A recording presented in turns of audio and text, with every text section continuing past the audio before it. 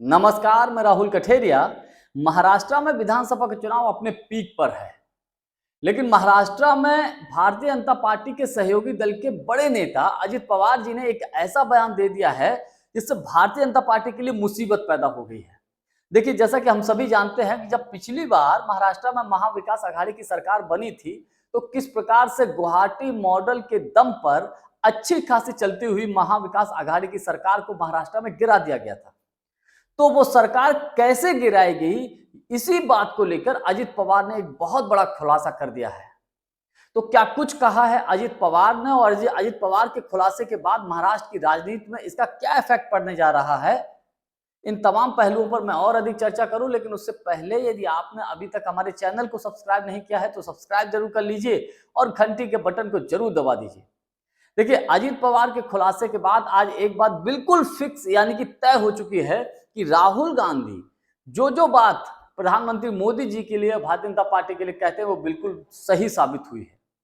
अजित पवार ने आज ये कहा है कि जब पिछली बार महाविकास आघाड़ी की सरकार को गिराया गया था गुवाहाटी मॉडल के दम पर, तो जब गृह मंत्री अमित शाह मीटिंग कर रहे थे और अन्य लोगों के साथ मीटिंग जब कर रहे थे, तो उस मीटिंग में गौतम अडानी भी मौजूद थे। जी हाँ, गौतम अडानी, वही गौतम अडानी जिनके ऊपर राहुल गांधी गंभीर हमला बोलते हैं और मोदी सरकार से मिली भगत होने का पूरा आरोप लगाते हैं। यानी कि राहुल गांधी जितनी बातें बोलते हैं गौतम अडानी को लेकर, प्रधानमंत्री मोदी जी को लेकर, अजित पवार जी के बयान से आज बिल्कुल स्पष्ट हो गया है, बिल्कुल क्लियर हो गया है कि राहुल गांधी की बातें बिल्कुल सही थी।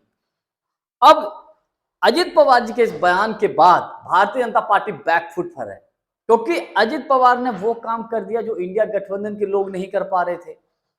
यानी कि प्रधानमंत्री मोदी जी झूठ बोलते हैं, प्रधानमंत्री मोदी जी अडानी के साथ मिलकर सब गेम खेलते हैं, सारे षड्यंत्र रचे जाते हैं सरकारों को गिराने के लिए। ये बहुत बड़ा खुलासा हो गया है और अजित पवार ने कर दिया है। देखिए, अजित पवार ने तो वो खेल कर दिया कि साहब हम तो डूबेंगे सनम, तुम्हें भी ले डूबेंगे, क्योंकि अजित पवार की तो सीट, स्वयं विधानसभा की सीट महाराष्ट्र में फंसी हुई है। अजित पवार के सामने शरद पवार जी ने अजित पवार के भाई के बेटे को उतार दिया, यानी कि अजित पवार के सामने स्वयं उनके भतीजे हैं। तो ऐसे में अजित पवार जी की सीट फंसी हुई है। महाराष्ट्र के जो इंटरनल सर्वे है, अगर क्लियर फैक्ट किया जाए, फैक्ट चेक किया जाए, तो उसमें इंडिया गठबंधन मजबूत स्थिति में है। लेकिन गोदी मीडिया के लोग क्या कह रहे हैं? गोदी मीडिया के लोग ये बोल रहे हैं कि साहब महाराष्ट्र में महायुति मजबूत स्थिति में है।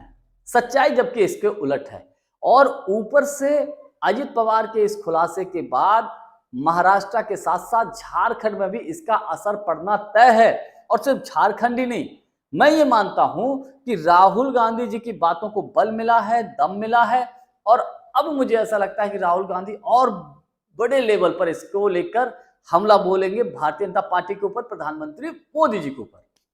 और पब्लिक डोमेन में ये बात बिल्कुल क्लियर हो गई कि किस प्रकार से प्रधानमंत्री मोदी जी, गृह मंत्री अमित शाह जी, भारतीय जनता पार्टी पैसे ले देकर, डराकर, धमकाकर, ईडी, सीबीआई, इनकम टैक्स के माध्यम से लोकतंत्र की हत्या भारतीय जनता पार्टी कैसे करती है, ये खुद भारतीय जनता पार्टी के सहयोगी दल के बड़े नेता अजित पवार ने इसका खुलासा कर दिया है। इसीलिए मैं बोल रहा हूं कि इस खुलासे के बाद भारतीय जनता पार्टी बैकफुट पर है। महाराष्ट्र के विधानसभा के चुनाव में इसका क्या असर पड़ेगा, ये तो आने वाले वक्त में पता चलेगा, देखने वाली बात होगी। जानकारी हमारी आपको कैसी लगी, कमेंट्स करके हमको जरूर बताइएगा। बहुत बहुत धन्यवाद। नमस्कार।